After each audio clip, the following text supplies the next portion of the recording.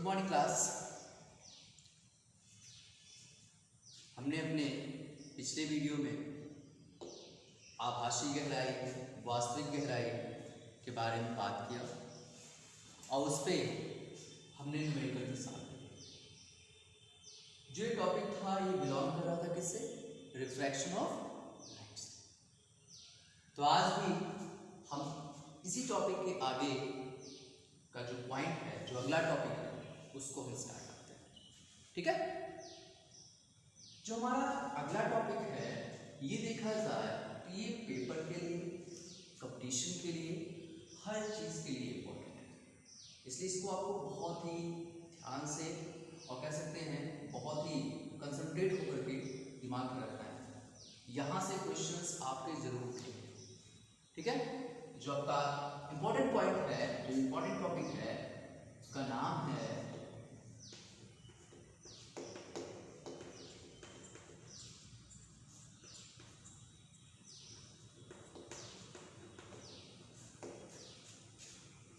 क्या नाम भैया? क्रिटिकल एंगल, क्रांति कोण।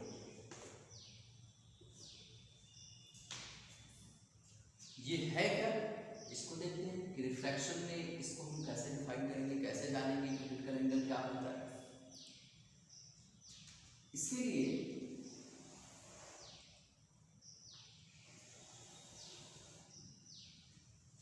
ये मैं कंसिडर करता हूं आपका माध्यम,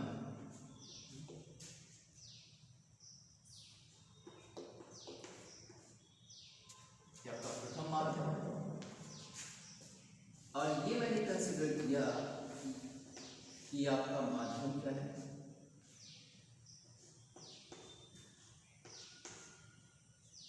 दूसरा। ये आपका क्या है? पहला माध्यम है। और ये क्या है आपका? और यहां पे मैं क्या करता हूं कि माध्यम फर्स्ट के लिए मैं यहां पे कंसीडर करता हूं वायु, और यहां पे दूसरे माध्यम के लिए मैं यहां कंसीडर कर ले रहा हूं कांच। क्लियर? यहां पे आपका पहला माध्यम क्या है? वायु है। और यहां पे दूसरा माध्यम आपका क्या है भैया? कांच। अब आपको पता है कि वायु कैसा माध्यम है? आपका एयर कैसा माध्यम है इन कंपेयर टू ग्लास? यहां पे जो मैंने लिया है क्या है? आपका ग्लास है भाई। ग्लास के कंपैरिजन में एयर कैसा माध्यम होगा, कैसा मीडियम होगा? इसके रिस्पेक्ट में क्या होगा? रेयर मीडियम होगा ना। यहाँ पे ये आपका क्या है?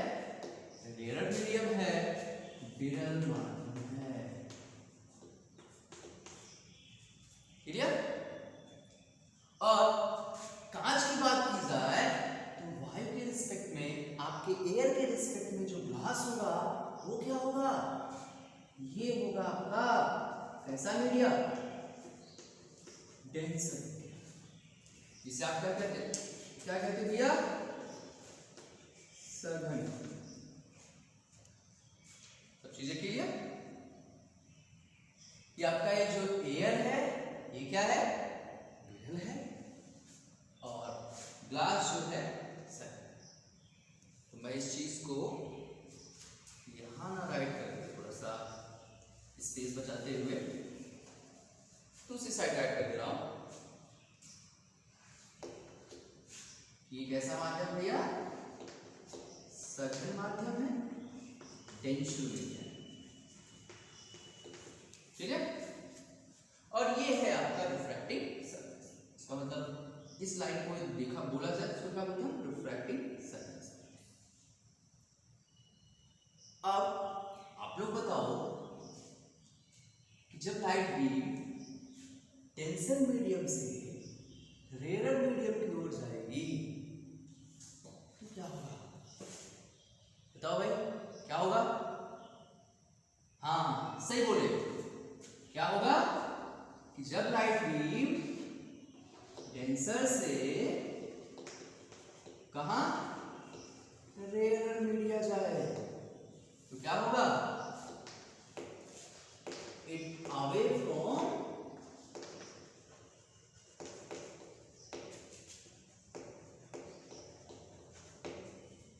यही ना भाई, इस प्रकाश किरण सघन माध्यम से विरल माध्यम में जाती है तो उस कंडीशन में वो क्या होगी, अविलंब से दूर हटेगी। When light beam moves from denser medium to rarer medium, it moves away from the normal. Clear है ना? अब वही चीज मैं यहां पे यूटिलाइज करूंगा, करके देखते हैं क्या होता है। देखो ये तुम्हारी लाइट बीम है जो डेंसर मीडियम से, दैट मींस आपके ग्लास से कहां जा रही है, एयर में जा रही है। अभी आपने बताया कि कांच से ग्लास में गई, सॉरी कांच से इस वायर में गई तो अविलंब से, ये मैंने कंसीडर कर लिया आपका नॉर्मल है, एन डैश अविलंब है तो इससे क्या होगी, दूर हटेगी। चलो हटाओ तुम जो कह रहे हो वही बात करो। ये दूर हटी ना। अब यहां से देखो हमें एक बहुत ही अच्छा पॉइंट मिल रहा है। पॉइंट क्या मिल रहा है,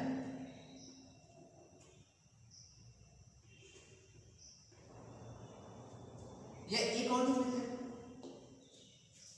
ये हमारा पहला इंसिडेंट एंगल हुआ, मैंने कंसीडर कर लिया भाई ये हमारा I1 है। अगला देखो, ये हम इंसिडेंट एंगल को थोड़ा सा बढ़ाएं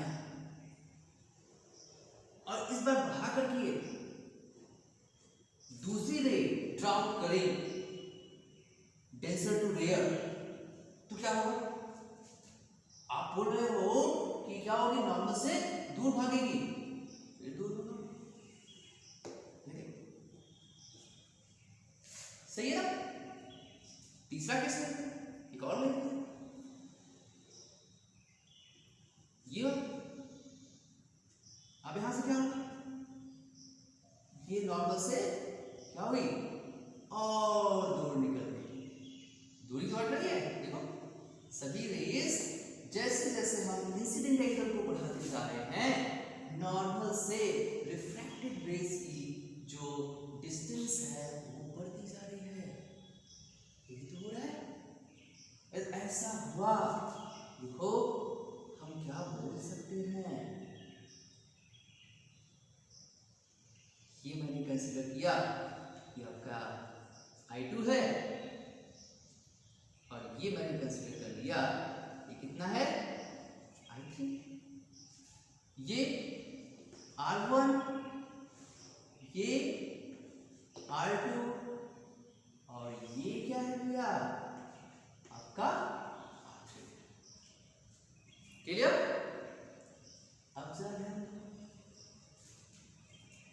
कि हम देख रहे हैं कि जब लाइट बीम ग्लास से एयर में जा रही है तो जैसे जैसे आप इंसिडेंट एंगल बढ़ाते जा रहे हो, ठीक वैसे वैसे ही रिफ्रैक्टेड एंगल क्या हो रहा है, बढ़ रहा है ना।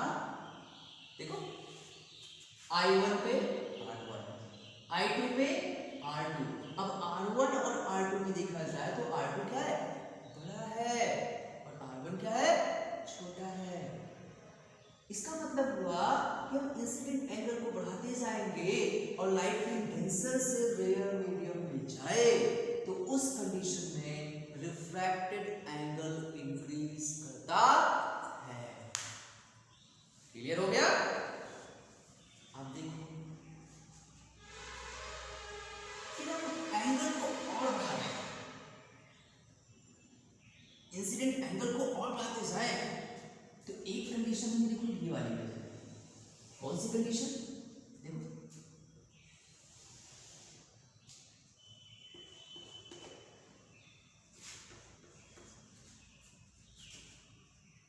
ये आपका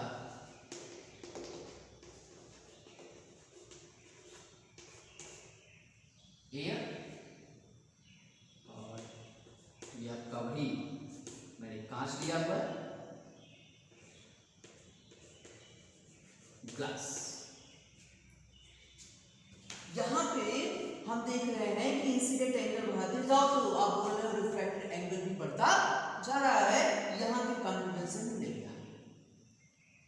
अब हम क्या कर रहे हैं, डेंसर मीडियम में इंसिडेंट एंगल को बढ़ाते गए और हमें एक ऐसा पर्टिकुलर एंगल मिला। भाई ये I1 है, ये I2 है, ये I3 है। मैंने यहाँ पे कंसीडर कर लिया कि ये एंगल भैया कितना है, I है। और इस एंगल पे हम देख रहे हैं जो रिफ्रैक्टेड रे है, वो रिफ्रैक्टेड रे हमारे रिफ्रैक्टिंग सरफेस के अलोंग जाना शुरू कर देगी। जो आपकी अपवर्तित प्रकाश किरण है वह अपवर्तक पृष्ठ के, जो अपवर्तक पृष्ठ है उससे जाना शुरू कर। इसका मतलब है जो हमारा रिफ्रैक्टिंग सरफेस है उसके अलोंग आपकी रिफ्रैक्टेड रे जा रही है। और इस कंडीशन में जरा यहाँ पे देखो हुआ क्या, यहाँ पे हो गया क्या, आपका रिफ्रैक्टेड एंगल जो था वो कितना हो गया भैया, 90 डिग्री। यही तो मिला ना। कहें इसी पर्टिकुलर जो हमारा इंसिडेंट एंगल मिला कि हम बढ़ाते जा रहे हैं और बढ़ा करके मैंने देखा कि एक ऐसा पर्टिकुलर इंसिडेंट एंगल मिला जिस पर हमारा रिफ्रैक्टेड एंगल कितना हो गया, 90 डिग्री हो गया। कि एक विशेष आपतन कोण पर अपवर्तन कोण का मान कितना मिल गया हमें, 90 अंश मिल गया। कहें इस विशेष आपतन कोण को ही क्या कहते हैं, क्रिटिकल एंगल कहते हैं, क्रांतिक कोण कहते हैं।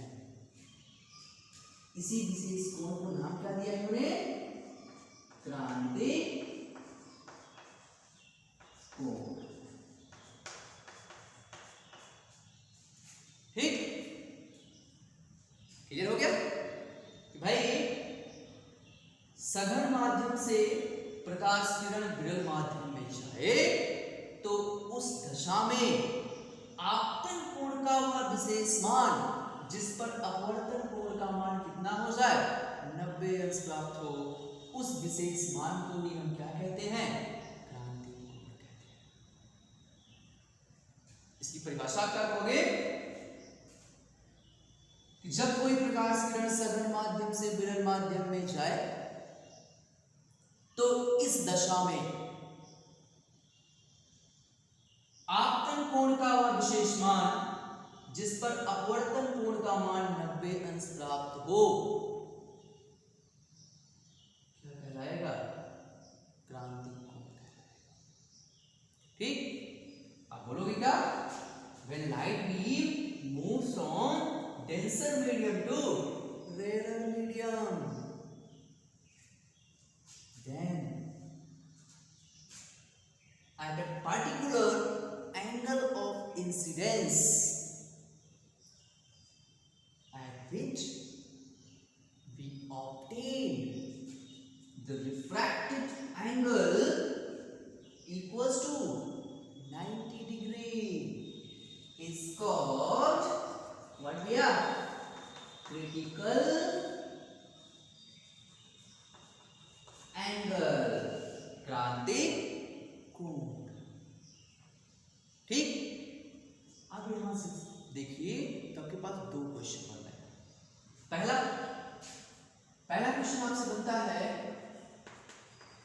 Define critical angle. पहला क्या बनेगा आपका, डिफाइन क्रिटिकल एंगल। ये हो गया।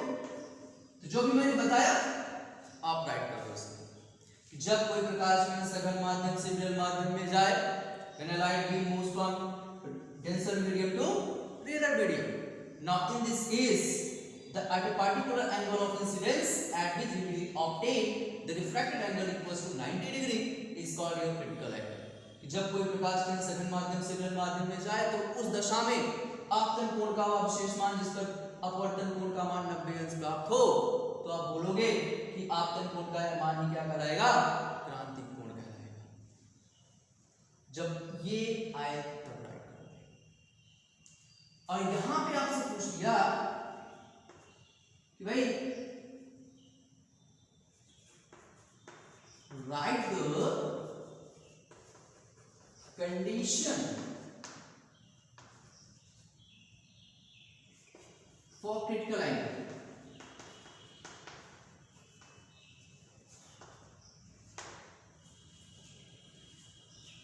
भाई क्रांतिक कोण के लिए आवश्यक शर्त बताइए, किस शर्त पर क्रांतिक कोण आपको मिलेगा।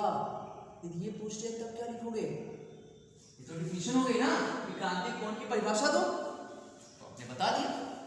अब पूछ लिया दूसरा क्वेश्चन यहां से जो बनता है वो बनता है ये वाला, और ये मल्टीपल चॉइस क्वेश्चन में बहुत पूछा गया है। भाई right the what is the condition for the critical angle. तो शर्त क्या होगी क्रांतिक कोण के लिए, तो शर्त देखो जो यहां से तुमने कंक्लूजन निकाला है, यहां से कह रहे हैं कि जैसे जैसे आपतन कोण का मान बढ़ाते जाएंगे वैसे वैसे अपवर्तन कोण का मान बढ़ता जाएगा, और उसी कंडीशन में तो हमें मिला हुआ है। और ये कब हो रहा है, जब आपकी प्रकाश किरण कहां से कहां जा रही है, सघन माध्यम से, कहां से, सघन माध्यम से विरल माध्यम में। तभी तो ये कंडीशन मिली कि जब लाइट बीम डेंसर मीडियम से रेयर मीडियम में जाएगी तभी हमें क्रिटिकल एंगल मिलेगा। तो यहां पे इसकी शर्त क्या हो गई, light beam moves from denser medium to rarer medium। कि प्रकाश किरण कहां से कहां, सघन से विरल में जानी चाहिए। तो इसकी शर्त क्या हो गई, सघन से। हाँ भाई क्लियर है ना। चलो जा देखते हैं कि मीडियम के रिफ्रैक्टिव इंडेक्स पर क्या इफेक्ट पड़ेगा इसका, उसको भी देख लेते हैं। इसको जानने के लिए कोई मुझे स्नेल लॉ तो बता दो, जो मैंने पहले पढ़ाया है, इसको याद है, जिसने भी लर्न किया हो उसका सुनाओ भाई। हाँ बहुत सही, आगे। हाँ क्या है कि for a monochromatic light beam the ratio of sine of angle of incidence to the sine of angle of refraction becomes constant, which is equal to the relative refractive index of the medium। भाई एक वर्णी प्रकाश के लिए क्या आपतन कोण की जा तथा अपवर्तन कोण की जा का अनुपात एक नियतांक होता है, और जिसका मान दोनों माध्यमों के सापेक्ष अपवर्तनांक के बराबर होता है। चलो वही चीज मैं यहाँ पे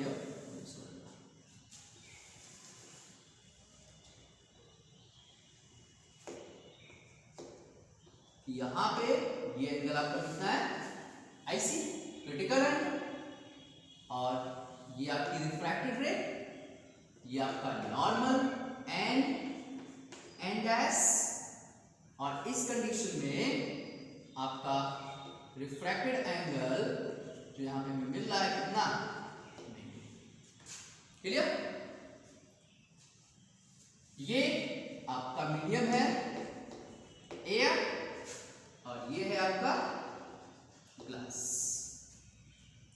तो मैंने कंसीडर कर लिया कि ग्लास का रिफ्रैक्टिव इंडेक्स कितना जी, और आपके एयर का जो रिफ्रैक्टिव इंडेक्स है वो क्या है, Na। और मैंने पहले बताया हुआ है कि एयर का जो रिफ्रैक्टिव इंडेक्स होता है वो कितना होता है, नियरली 1। क्लियर है? तो चलो स्नेल के थ्रू देखते हैं क्या मिलता है।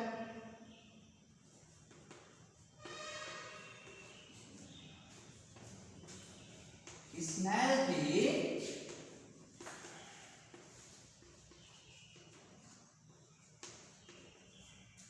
नियमानुसार, स्नेल के नियम के अकॉर्डिंग हम लोग इसको यूटिलाइज करें, यहाँ पे क्या हो जाएगा, आप क्या कहते हो, आपतन कोण की जा तथा अपवर्तन कोण की जा का अनुपात, है ना। यहाँ पे आपतन कोण कितना है आपका, IC, और अपवर्तन कोण कितना है, R। रखो, देखो क्या मिलेगा, sine IC upon sine R is equals to कितना हो जाएगा भाई, लाइट बीम कहां से कहां जा रही है, ग्लास से एयर में, तो क्या लिखोगे, GNA relative index of air with respect to glass, जहां जा रही है उसका किसके सापेक्ष, जहां से जा रही है, ये तो लिखा गया कि इसका इसके सापेक्ष, ग्लास से जा रही थी तो इसके सापेक्ष कहां जा रही है, एयर में जा रही है, तो इस एयर का, तो relative index of air with respect to glass, और इसकी वैल्यू क्या होगी, Na अपॉन Ng, जो इधर है उसको आप न्यूमरेटर में और जो इधर है उसको आप डिनोमिनेटर में राइट करते हो, ये तो बताया गया। अब जो जो वैल्यूज हमें पता है, यहाँ पे हमें एंगल R पता है और N ऑफ A पता है, दोनों रख दो, रख करके देखते हैं क्या मिलता है। देखो क्या मिलेगा, sine IC upon sine 90 is equals to N of A that is 1 upon N of G। अब साइन 90 की वैल्यू 1 बताइए, तो यहां से देखो आपको क्या मिल जा रहा है भाई, यहां से मिल गया हमें क्या, sine IC is equals to 1 upon N of G। Clear? तो यहां से क्रिटिकल एंगल निकाल लो, देखो क्या मिलेगा, IC is equals to sine inverse 1 upon N of G।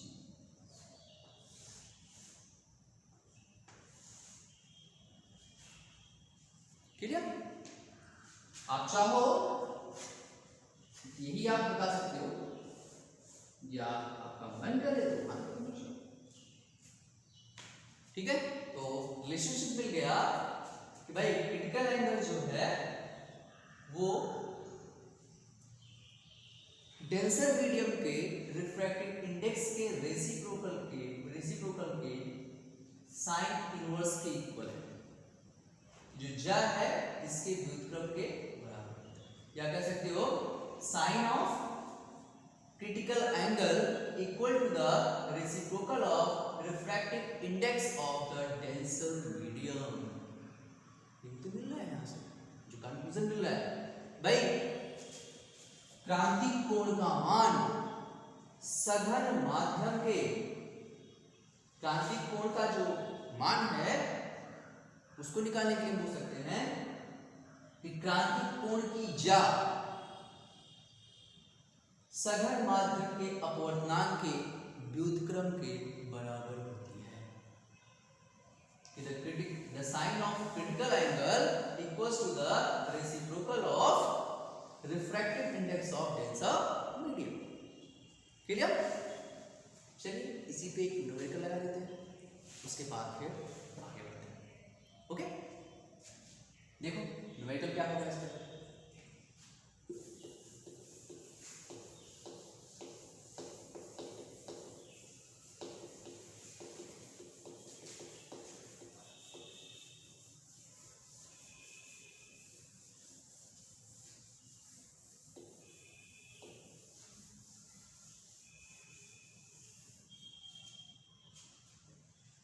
किसी ने कहा कि कोई प्रकाश किरण सघन माध्यम से विरल माध्यम में जाए, उस दशा में आपका क्रिटिकल एंगल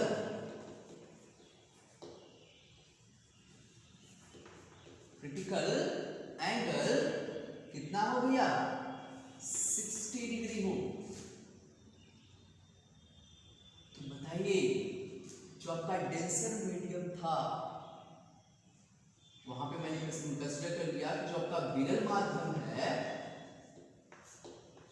वो विरल माध्यम क्या है, वो विरल माध्यम मैंने मान लिया हमें क्या है, y।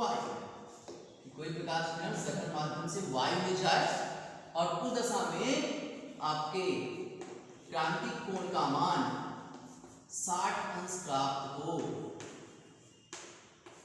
तो भैया आपका जो सघन माध्यम था जहां से प्रकाश किरण गई थी, उसका रिफ्रैक्टिव इंडेक्स कितना होगा, उसको आपको फाइंड करना है। ठीक है, तो फॉर्मूला हम लोगों ने पढ़ा, क्या पाया, हम लिख सकते हैं सिंस वी नो दैट, क्या जानते हैं भैया, sine of critical angle equal to the reciprocal of refractive index of denser medium. अब यहाँ पे ग्लास नहीं है तो मैंने मान लिया कि जो डेंसर मीडियम है उसका रिफ्रैक्टिव इंडेक्स n है। ठीक है, तो जरा यहां से n की वैल्यू निकालो। n इज इक्वल टू हो जाएगा 1/sin IC, और IC की वैल्यू दिया हुआ है कितना, 60 डिग्री।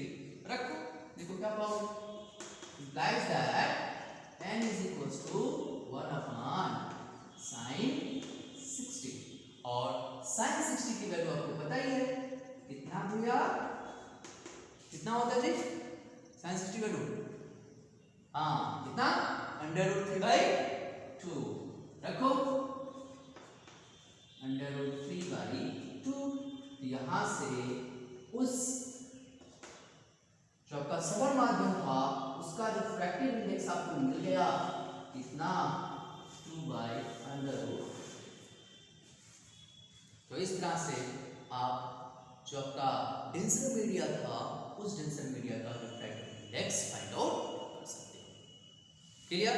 अब आपका काम क्या है, मैंने 2 क्वेश्चन बताए ना, उसको राइट करना, दोनों क्वेश्चन, और आपके बुक में क्रिटिकल एंगल के जो भी न्यूमेरिकल्स हो उसको सॉल्व आउट करो, और जो ना आए उसको आप पूछो।